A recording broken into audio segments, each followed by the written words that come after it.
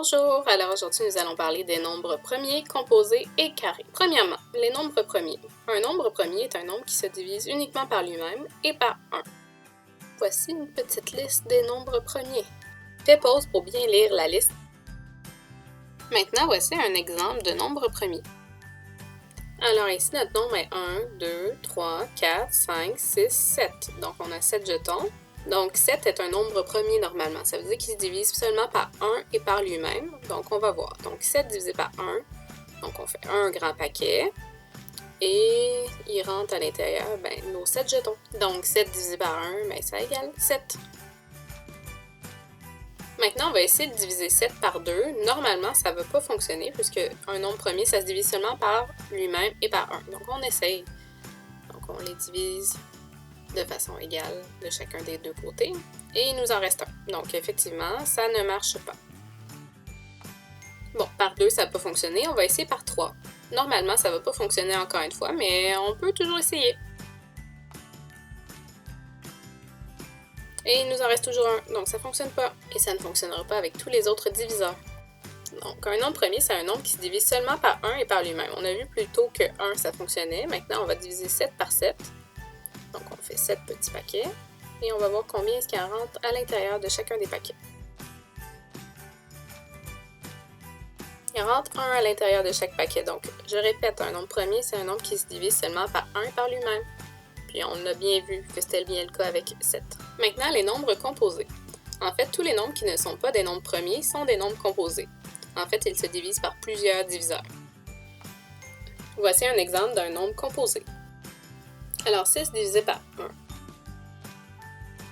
1. Ça égale 6, mais en fait, les nombres premiers aussi se divisent par 1, donc ça ne nous aide pas. On va vérifier maintenant en le divisant par 2. Et ça égale 3. Donc déjà, il se divise par 2, ce qui n'est pas le cas avec les nombres premiers, donc on peut déjà dire que c'est un nombre composé. Maintenant, les nombres carrés. En fait, ce sont aussi des nombres composés. Sauf le chiffre 1 qui n'est pas composé, mais qui est un nombre carré. C'est la seule exception. C'est un nombre, par contre, qui a deux facteurs identiques.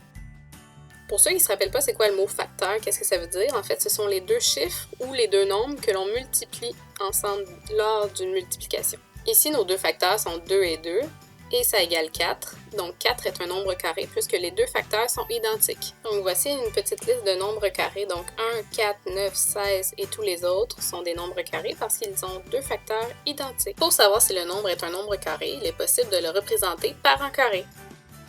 Donc voici des exemples de nombres carrés. Donc 4 est un nombre carré parce que 2 et 2 sont identiques. Et comme on peut le voir, en fait, ici, il y a deux carrés. Donc 2 et 2, ça nous donne un carré ayant 4 unités.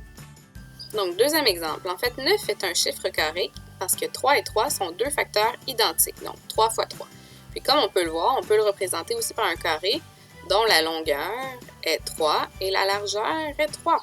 Donc, ça nous donne un beau carré avec 9 unités carrées à l'intérieur. On va essayer de s'exercer pour savoir si le nombre que je te présente est premier, composé ou carré. Donc ici, j'ai représenté mon nombre par des unités de base 10. Donc ici, on peut voir nos 3 dizaines et nos 6 unités. Donc 36. Puis, on va le diviser par 1. Mais en fait, tous les nombres se divisent par 1 et par eux-mêmes. Donc normalement, ça devrait fonctionner. À l'intérieur d'un paquet, il devrait se retrouver nos 36 unités. On va voir. Et effectivement, 36 divisé par 1, ça égale 36. Maintenant, on va essayer de trouver un autre diviseur que 1 ou 36 pour savoir si c'est un nombre composé. Donc, on va le diviser par 2. Donc ici, je mets 2 dizaines de chaque côté. Oh, il nous reste une dizaine, on va la casser. Puis on va la transformer en unités. Par la suite, on continue de distribuer en fait nos unités dans chacun des deux paquets et on verra si ça se termine juste, s'il y en a autant dans les deux paquets.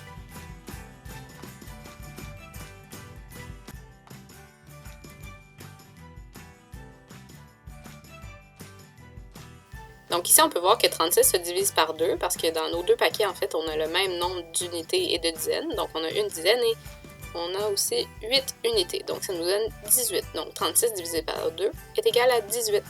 Et on sait déjà que c'est un nombre composé parce qu'il se divise par plus qu'un diviseur que 36 et 1. Maintenant, la question qui nous reste à nous poser, c'est est-ce que c'est un nombre carré aussi? Reste à voir. Alors, une des stratégies que tu peux utiliser, en fait, tu peux ressortir une feuille comme celle que je te montre avec uniquement les nombres carrés. Et on peut regarder, on peut voir que 36, oui, c'est un nombre carré parce que 6 fois 6 est égal à 36. Attention, il existe d'autres nombres carrés que ceux que je te présente présentement. En fait, je t'ai mis les résultats jusqu'à 10 fois 10 qui est égal à 100, donc 100 est un nombre carré. Mais 121, qui est le résultat de 11 fois 11, est aussi un nombre carré, donc ça continue. En fait, il faut simplement que les deux facteurs soient identiques, et c'est tout.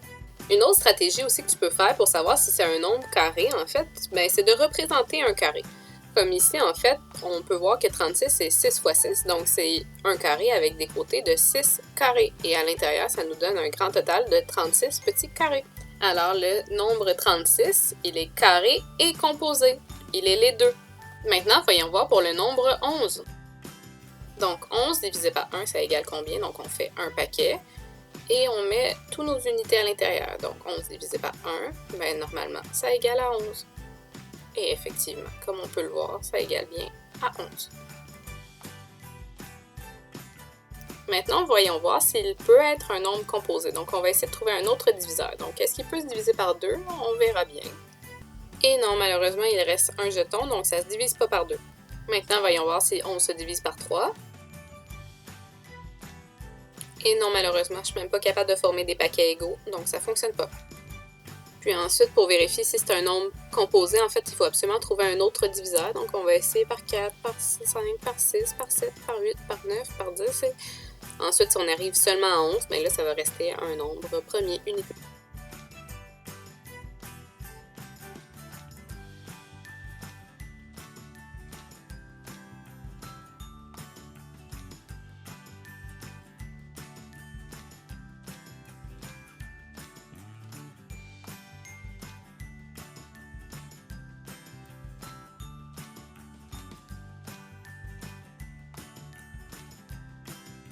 Donc, mis à part 1, tous les autres diviseurs n'ont pas fonctionné, donc on revient à notre nombre de départ, donc 11 divisé par 11, et ça nous donne 1. Donc, on peut en conclure que 11 est un nombre premier puisqu'il ne se divise que par 1 et par lui-même.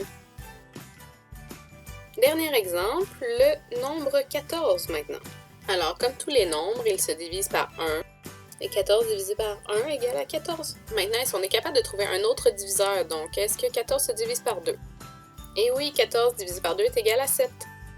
Alors maintenant, on sait que 14 est un nombre composé, mais est-ce que c'est un nombre carré? Donc on peut ressortir en fait la petite feuille que je t'ai montrée tantôt, et on peut bien observer qu'il n'y a pas de 14 sur cette liste. Donc, il n'est pas carré, il est seulement composé. Merci d'avoir écouté la vidéo et n'hésite pas à laisser un petit pouce si tu as aimé.